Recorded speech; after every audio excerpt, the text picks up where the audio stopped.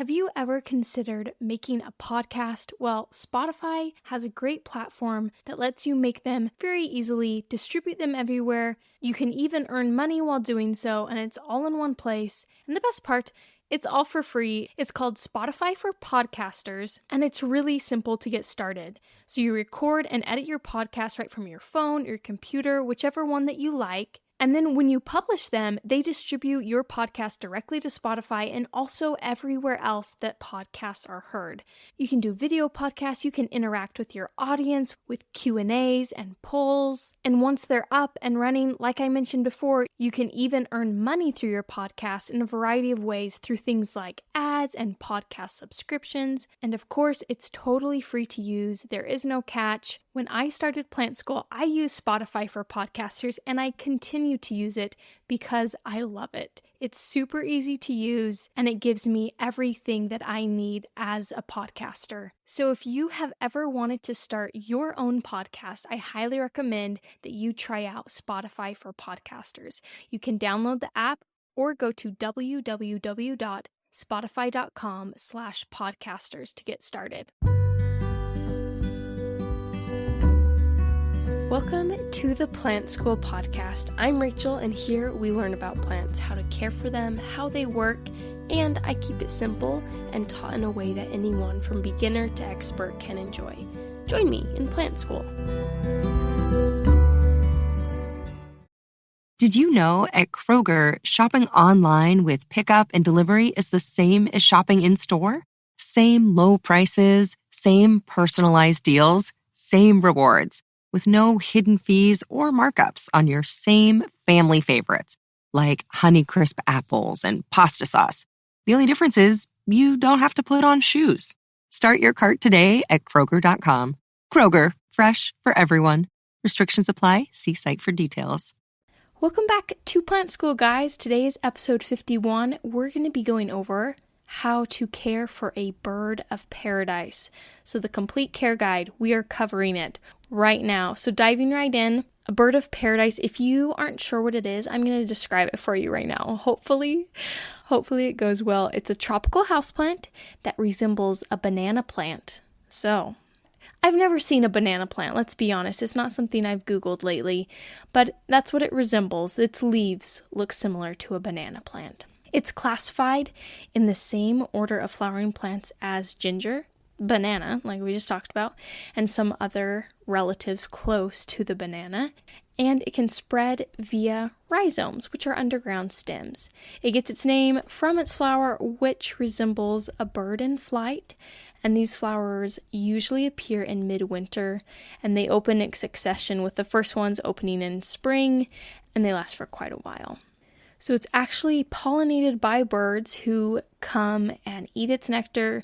They actually pick up pollen and transfer it to the next flower as they are going back and forth. It kind of just transfers off of their chest, and that is how they're pollinated. So it's kind of ironic that it's called bird of paradise while its pollinator is literally a bird. We'll kind of talk more about that later in the episode.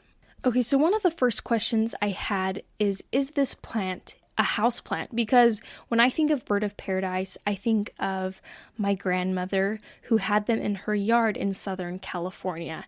I just imagine them as an outdoor landscape plant, right? I never had seen them inside, but they are most definitely a house plant. They can be brought inside, and it's not a big deal. Some even say that they are the queen of the indoor plant world, which I think is cute. They also are a common landscaping plant, like I said, so they're common in places like Southern California, Florida, Hawaii, other tropical areas because they are hardy and they are drought tolerant and they do really well in those areas. And they are also used in floral arrangements. So it's not just something used in your home or in your landscape, but it can also be used in floral design. So this plant has so many uses.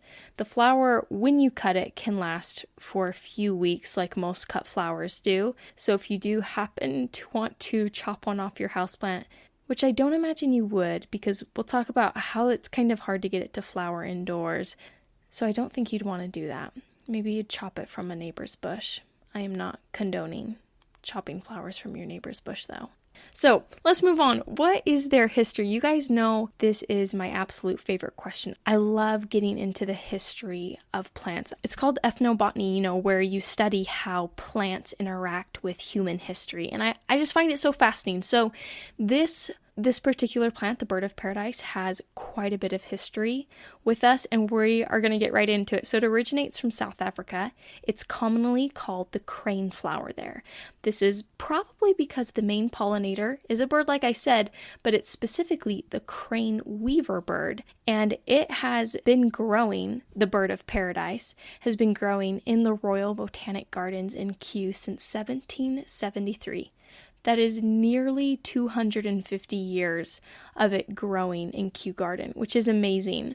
So going back to South Africa, though, it's an emblem of the South African National Biodiversity Institute and is even on the South African 50-cent coin. It was discovered in the late 1770s by a Scottish botanist, Francis Mason. He worked for the Royal Garden at Kew, and he traveled to South Africa, gathered a bunch of native plants, and he brought back these plants to exhibit at the Royal Gardens. He sent hundreds of specimens back to the gardens, one of which was the bird of paradise.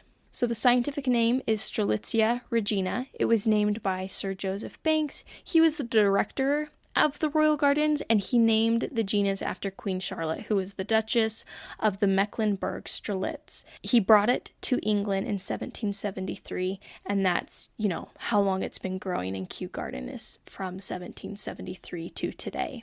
Getting into some of the more modern history, I would say it's been the inspiration of some fine art, including the famous floral artist Georgia O'Keeffe, who painted it while in Hawaii in the 1940s and was one of her most famous paintings, actually. It's also the name of a play that was written in 1912 about a torn interracial romance between a Polynesian woman and an American sailor. And they actually made it into a film in 1932. And the reason why you hear me giggling a bit is because I watched pieces of it. And I have a synopsis for you guys for this movie called Bird of Paradise. So it's directed by King Vidor, and it stars Dolores Del Rio and Joel McCrea. I have no idea who those people are, but maybe you're a movie buff and you do. So here's the plot of the movie. I saw bits and pieces of it, and boy, it seems like a real good one. So this is basically what happens. And if you don't want a spoiler, if you really want to watch Bird of Paradise, this 1932 movie, you better skip ahead. So this is what happens. A yacht sails up to an isolated tropical island chain. Apparently it's Hawaii, I later learned. And they're greeted by the natives. The sailors start throwing stuff out, little trinkets as gifts to these natives. And of course, a shark comes along, and a sailor, Johnny Baker, jumps out to catch it. He gets caught in his own line, and a woman named Luana, she had gotten a pocket knife that, was thrown out, one of the trinkets that was thrown out to her, and she uses it to cut the line. She saves Johnny. They all go to the island. They have a banquet together, and Johnny and Luana kind of steal off to basically make out and fall in love. Typical. He finds out that she's promised in an arranged marriage, so he goes in just the nick of time. He gets her out and he takes her to his own island. This whole time, by the way, there's a language barrier. So they're basically, teaching each other a few words here and there, but it a lot of it was them staring at each other from what I saw. They build a house. They live out there on their own little island until a volcano on their island begins to erupt. And she decides that she thinks she must be sacrificed in order to appease this volcano and get it to stop, doing what she thinks she needs to do. She turns herself in to her own people, and Johnny tries to save her. He gets injured and captured by her people, and they decide that they're going to sacrifice them both to appease the volcano. So the sailors come in. I don't know why they are still there. I assumed Johnny and Luana were on their island for a while. I was confused about that part, but they are rescued by Johnny's friends, and they go back to the city. Luana doesn't really fit in. It's really hard for her in the city, and she would think she would be happier on the island. So she decides to go back voluntarily and decides to throw herself into the volcano. That's it. That is the movie. I'm so sorry, but that was one. I'm sorry, but that was one of the worst movie plots I've ever heard. And I'm sorry I had to tell you all of it, but I just had to share. If you know these people who wrote it, please forgive me for saying that about this movie. But anyways, lastly, there was also a 2021 film, so this year, named Birds of Paradise. So it has an S in there. And I did not watch this one. It was an American drama released by Amazon, directed by Sarah Adina Smith, and it was based on the 2019 novel Bright Burning Stars by A.K. Small. And I'm not going to go into the entire plot, but basically there's this girl named Kate Sanders. She's a new student at a prestigious ballet company in Paris. All the students are competing for a prize, which is a contract with a ballet company. There's lots of complicated friendships, and there's a lot of intimate scenes that I don't really feel comfortable explaining on a plant podcast. But basically, in the end, as you can assume, Kate wins the prize, but there's all sorts of drama that goes along with it. So if you're interested in watching that, you can't. It has nothing to do with the plant. Sorry to say, at least Bird of Paradise was in a tropical location and it made a little bit of sense. But Birds of Paradise, I'm sorry, maybe it's a dance form that I don't know, but it has nothing to do with plants. So back to their history. So sorry for that tangent, but not really, because I thought it was kind of fun. So for a while, this plant, the Bird of Paradise, it grew sterile outside of its native South Africa because there are no Cape Weaver birds outside of South Africa and the US, right? So they'd produce flowers, but there would be no pollination. There would be no crane weaver birds to come and pollinate them. So seeds would not be created. But recently, this is really interesting. They discovered that the common yellow-throat bird had learned to get the nectar from the Bird of Paradise, and the plant started to produce seeds again because they were being pollinated by the yellow-throat bird. This was discovered in 2011, really recently, and they are actually still researching if this has been happening for a while or if it's the beginning of like a new relationship between the Bird of Paradise and the yellow-throat bird, the common yellow-throat bird.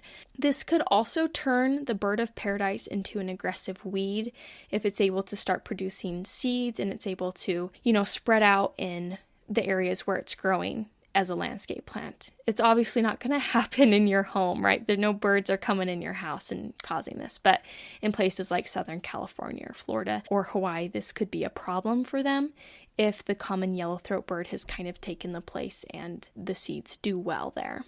So that about does it for their history. They are a pretty common houseplant, and so we're going to go into kind of how to care for them. Before I get into how to care for them, though, I also love to dive into what a plant means. The Bird of Paradise signifies joy, and paradise makes sense, or anticipation and excitement. It can also represent faithfulness, love, thoughtfulness, and in Hawaii the name means little globe, and it represents magnificence. There's actually some folklore surrounding this plant, and it includes the thought that if it's given from a woman to a man, it is a symbol of her faithfulness to him, which I thought was rather cute. I might give one to my husband, Sam. He will have no idea what it means, so I will have to write it down for him so he understands. Maybe lose the charm of it, but that's okay. Sometimes we got to do that, right, ladies? All right, so how to water this plant. Let's dive into the care. You're going to water when the soil feels dry.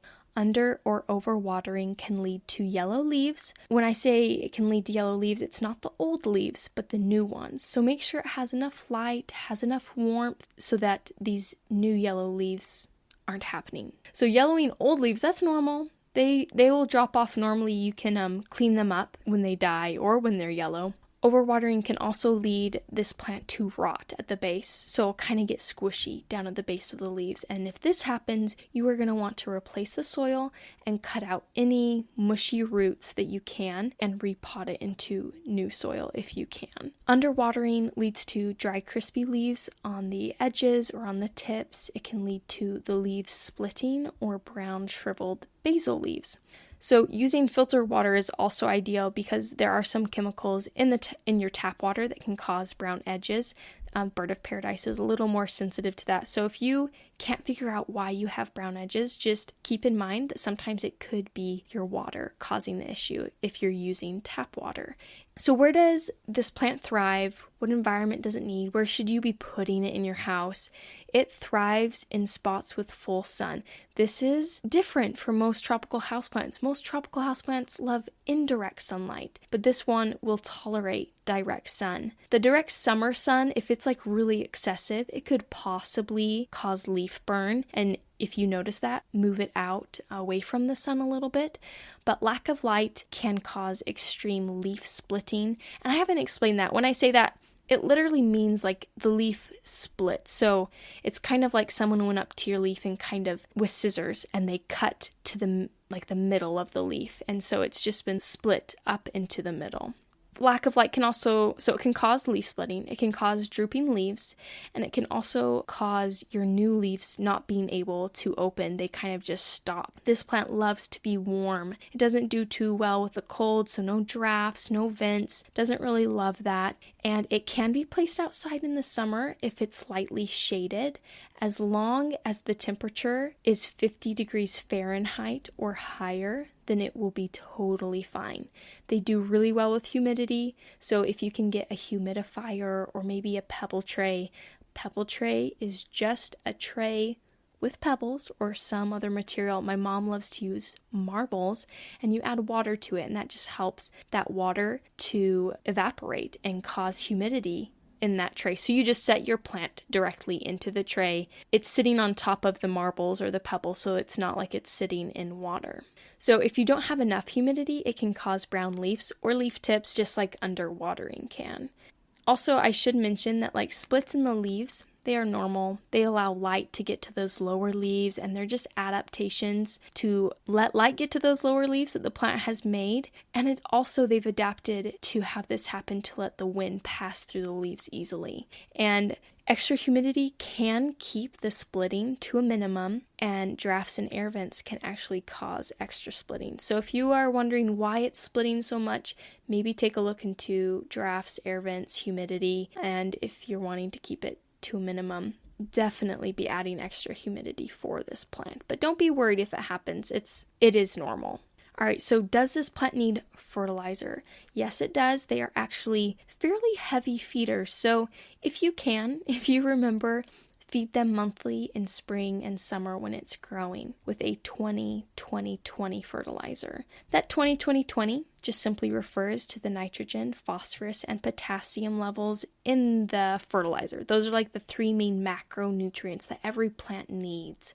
And so that's just letting you know how much of the active ingredients, the percentage of them is in the fertilizer. So 20% is nitrogen, 20% of the active ingredients is phosphorus, etc. And getting enough light and a fertilizer will really help this plant flower once it is mature. So it needs to be over 4 years old to be able to flower. So if you are growing this thing from a seed, it is going to take a long time for it to get there. But if you've gotten it from a nursery or something, it might not be too long until you can see it flower. And I should mention, it's difficult to get them to flower inside due to their needs of high humidity and high light. So if you're really gunning for that, make sure it gets that humidity and light that it needs. Being over-fertilized can cause brown leaves or leaf tips and edges, so be on the lookout for that. If you notice it happening after you fertilized, this is a sign of fertilizer burn, and you can remedy this if you notice it by taking your plant and letting like running water go through it and drain out of your drainage holes, and that kind of just like leaches out all the extra nutrients that are causing the leaf burn. So what type of soil does a bird of paradise prefer? They prefer a well-draining soil. So if you get a succulent or a cactus mix, that would be ideal for this plant. You may be wondering if this plant can be propagated or made into many more plants. And it can, which is happy news. I always love a plant that can be propagated, right? Easily, I guess. So there's seed propagation. It's not very desirable due to the juvenility. people want mature plants and it takes a while for it to get there, and the genetic variation. So you may plant it and it may not turn up exactly as you would like it to look. It has a lot of genetic variation when being grown from seed, so not a lot of people do it, including commercial growers. The most common way propagation is done is dividing the rhizome. This is best done in spring when the plant is actively growing. However, division is limited. You only want to do it about once a year, maybe twice, but no more than that. It can kind of stress out the plant. In the professional world, they will actually propagate by dividing the plant and cutting out the dominant bud. This gets rid of the apical dominance. Apical dominance is basically where there's like one stem that's like in charge and it grows the most.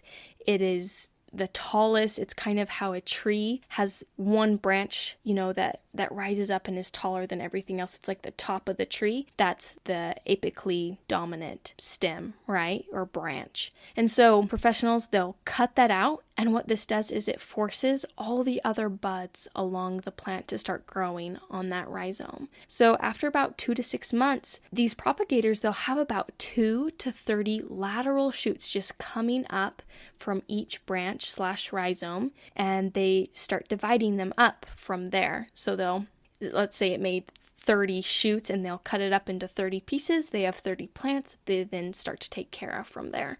If you want to go full smackdown professional, you can divide the plant, cut out that dominant bud, and it will force new growth to happen, and you can then divide it from there. So next question is, does this plant need pruning?